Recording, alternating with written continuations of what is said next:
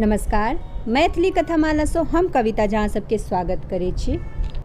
शरद पूर्णिमा के अगले दिन कार्तिक एकम से कार्तिक पूर्णिमा तक कार्तिक स्नान कयल जाइ छै।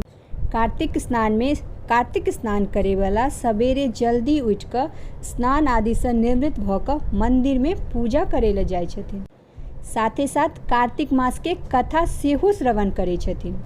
ओजका एहि वीडियो में हम कार्तिक मास के कथा दऽ रहल छी।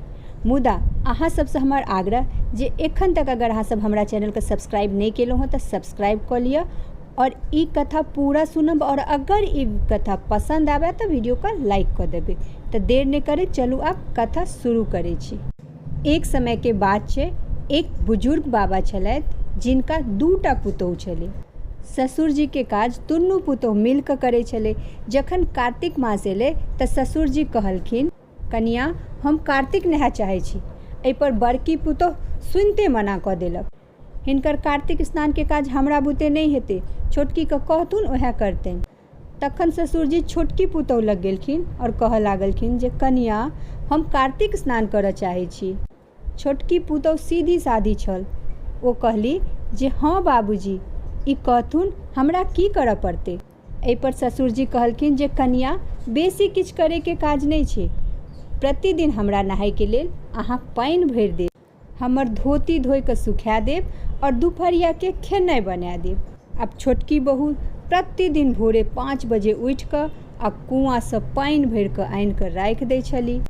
जैसे ससुर जी स्नान कऽ लै छलखिन और हुनकर धोती धोइ कऽ सुखा दै छली और दुपहरिया में ससुर जी के गरम गरम भोजन बना कऽ खुआबै छली। जखन छोटकी पुतौह ससुर जी के धोती के धोइ कऽ सुखाबै छली तऽ ओहिमे से खसै वाला पानि के बूंद मोती बनि जाय।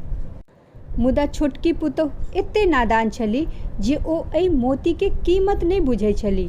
ओ प्रतिदिन भोरे भोर बाहरे लगा कऽ आ ओहि मोती के अंगना में कात में जमा केने जाइत।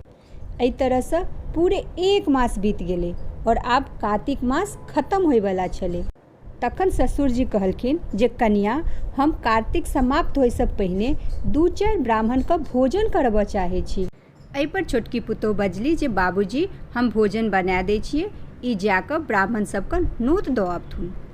भोजन बनेला के बाद छोटकी पुतौह ससुर लग गेली और कहली जे बाबूजी हम भोजन बना देने छियनि, ई ब्राह्मण के बजा कऽ और खुआ देथुन ग। ससुर तखन खेत में काज करै छलखिन। ओ कहलखिन जे हम तऽ जायब ब्राह्मण के खुआबै लऽ, मुदा खेत के रखवाली के करतै। एहि पर छोटकी पुतौह बजली जे ई जाउत, खेत के रखवाली हम कऽ देबनि। जखन ससुर जी चलि गेलखिन तखन छोटकी पुतौह सोचै छै जे कार्तिक मास के अंत छियै, ब्राह्मण सबके तऽ भोजन करबै छियै, मुदा एहि चिड़िया सबके खेत से भगबै छियै। राम जी के चिड़िया छियै और राम जी के खेतो छियै, तऽ खेत से चिड़िया के कोना भगा सकै छियै। ओ चिड़िया सबके दाना खा देली और स्वयं चद्दर तानि कऽ सुति रहली। जखन चिड़िया सब दाना चुगै छली तऽ जे दाना जमीन पर खसै छलै ओ हीरा मोती बनि जाइ छलै। धीरे धीरे ओकर पूरा खेत हीरा मोती से जगमगा लगलै। ओतै लगे में सटल छलै बड़का भाय के खेत। बड़का भाय देखैया जे छोटका भाय के खेत तऽ हीरा मोती से जगमगाइ छै। बड़का बेटा से रहल नहीं जाइ छै तऽ ओ अपन बाबूजी से पूछे छै जे बाबूजी एकर की कारण छियै। एहि पर बाबूजी कहै छथिन जे बेटा हमरा सब पर तक कार्तिक महाराज के कृपा भेलै हँ। बड़का भाय जाकऽ और सब बात अपन घरवाली के कहलक। बड़की पुतौह के मन में लालच आबि गेलै और ओ मने मन सोचऽ लगली जे बाबूजी तऽ पहिने हमरे कहने रहथिन, हम किएक मना कऽ देलियै। आब ओ साल भर इंतजार केली और जखन कार्तिक मास आबे वाला रहे तऽ जाकर ससुर जी से कहली बाबूजी एहि बेरी कार्तिक स्नान नहीं करथिन। एहि पर ससुर जी कहै छथिन जे बेटा एहि बेर हम कार्तिक स्नान नहीं करऽ चाहै छी। आब हमर उम्र भऽ गेल हँ और एहि बीच में हमर तबियतो ठीक नहीं रहैया। एहि पर बड़की पुतौह के बड़ तामस चढ़लै। ई छोटकी पुतौह के तऽ माला माल कऽ देलखिन और जखन हमर बारी एलै तऽ कहै छथिन आब हमर उम्र भऽ गेल हँ, आब हम स्वस्थ नहीं रहै छी। नहीं बाबूजी, हिनका तऽ कार्तिक स्नान करय पड़तनि। ससुर जी थकि हारि कऽ कार्तिक स्नान के लेल तैयार भऽ गेलनि। हीरा मोती के लालच में बड़की पुतौह हुनकर बड़ ख्याल रखै छलनि। भोरे भोर कुआँ से पानि आनि कऽ राखि दै छली, हुनका नहेला के बाद हुनकर धोती धोइ कऽ सुखा दै छली और हुनका ला दुपहर में गरम गरम भोजन बनबै छली।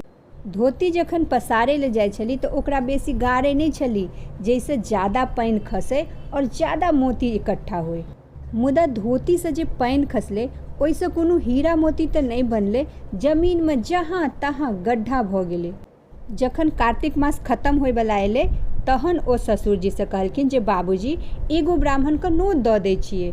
आब वो जल्दी से भोजन बना कर ससुर जी के बजबै ला खेत पर चलि गेली और स्वयं खेत के रखवाली करे लगली और कहली जे बाबूजी ई जाओ और ब्राह्मण सबके भोजन करा देथुन, हम खेत के रखवाली करे छी। जखन चिड़ै सब खेत में आबि कऽ दाना चुगै छली तऽ ओ ओकरा सबके भगा कऽ कहती जे एखन कियो खेत में नहीं आबऽ, एखन हमर सब ई दाना हीरा मोती बने वाला छै।